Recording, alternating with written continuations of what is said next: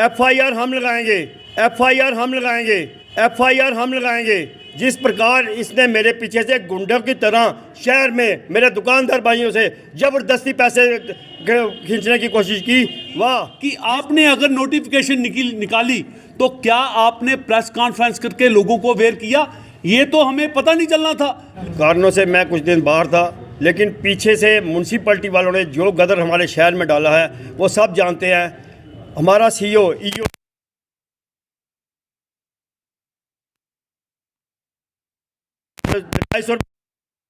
मैं कोर्ट में जाऊंगा, एफआईआर हम लगाएंगे। जिस प्रकार इसने मेरे पीछे से गुंडों की तरह शहर में मेरे दुकानदार भाइयों से ज़बरदस्ती पैसे खींचने की कोशिश की, वाह। जिस प्रकार इन्होंने चालान काट कर बोला कि मैं कोर्ट में हम इसे पहुंचाएंगे। ये एक नोटिफिकेशन निकाला। कल भी मैं उधमपुर में पहुंचा और मेरे को ये मेरे दुकानदार भाइयों ने बताया कि ये नोटिफिकेशन इसने निकाला है। ये कोई एक टैक्स हम दुकानदारों पर थोपना चाहता है। ऐसा हमारे उधमपुर में ना हुआ है, ना हम होने देंगे।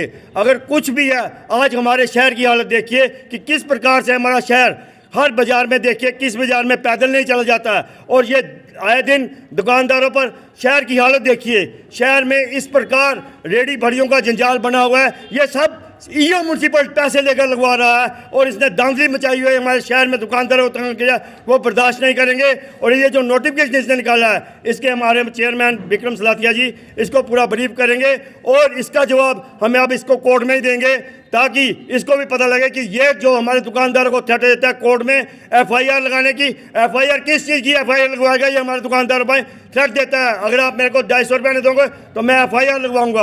आप देखेंगे कौन एफआईआर लगवाएगा और कौन कोर्ट में जाएगा। हम इसको कोर्ट के जरिए इसका जवाब देंगे।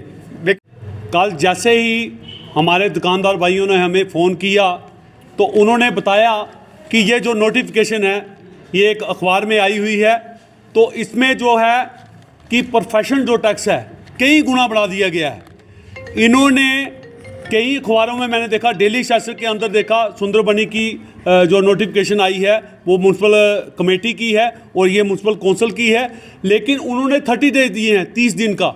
इन्होंने क्या किया है, इन्होंने ऊपर जो है लारी अड्डे का दिया हुआ है टेंडर, तो नीचे जो है प्रोफेशनल टैक्स और अलग अलग ट्रेड जो हैं, ट्रेड का आप देखें सारे अलग अलग ट्रेड हैं, चाहे गोल्ड स्मिथ का है, चाहे बर्तन वाला है, अलग अलग ट्रेड, कई किस्म के ट्रेडों की प्रोफेशनल टैक्स अपनी मन मर्जी से इन्होंने बढ़ा दिया है। लेकिन मैंने इनसे रात को बात की कि आपने अगर नोटिफिकेशन निकाली तो क्या आपने प्रेस कॉन्फ्रेंस करके लोगों को अवेयर किया?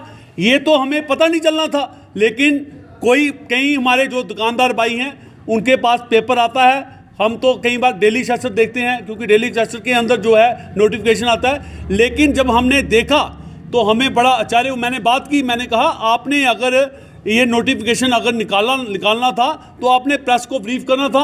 इसके ऑब्जेक्शन जो हैं, ऑब्जेक्शन अभी हम इनको लीगली तौर पे देंगे, क्योंकि पिछले बार भी जब मैं hotel bar and restaurant association का जब प्रेसिडेंट था तो मैंने भी इनको एक बार ऑब्जेक्शन दिए थे, लेकिन इनको ऑब्जेक्शन जब देते हैं तो रिप्लाई कोई नहीं होता है, ऊपर फॉरवर्डिंग होती है।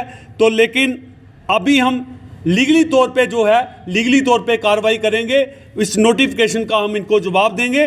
और इसके साथ साथ मैं जो हमारी कमिश्नर सेक्रेटरी है मनदीप कौर मैडम, उनको कहना चाहता हूं कि ये जो ऑफिसर आप लगाते हैं, कम से कम इन ऑफिसरों का बनता था कि व्यापार मंडल है, व्यापार मंडल के अंदर ये बोलते कि हमने नोटिफिकेशन निकाली है, आप इनका जो है ऑब्जेक्शन दे दीजिए, जो भी इसमें होता था। लेकिन इन्होंने क्या किया, अंडरग्राउंड कर दिया। अगर हमें 10 दिन नहीं पता चलता तो ये तो इम्प्लीमेंटेशन हो जानी थी।